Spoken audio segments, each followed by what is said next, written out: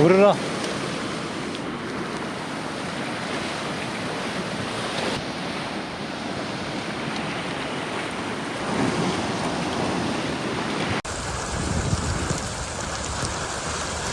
Şu an müthiş bir yağmur yağıyor.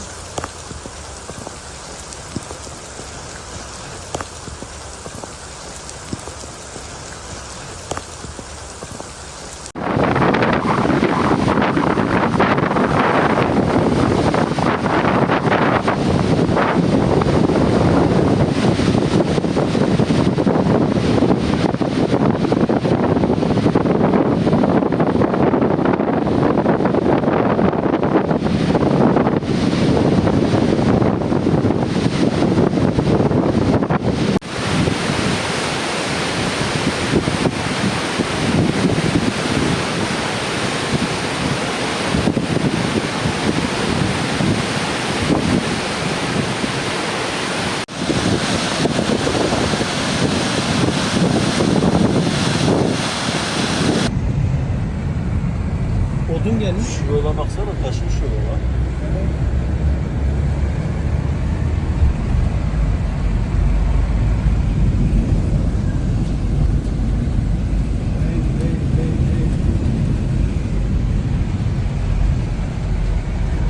Bu yol taşmış, arabalar durmuş, bak gelemiyor ha.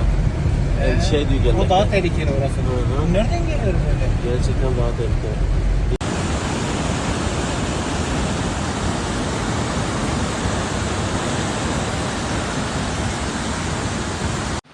Burası Mersin Toroslar Yalınayak 102.119 sokak. Dere taştı. Su iş yerlerine bastı. Arabalar su içerisinde kaldı.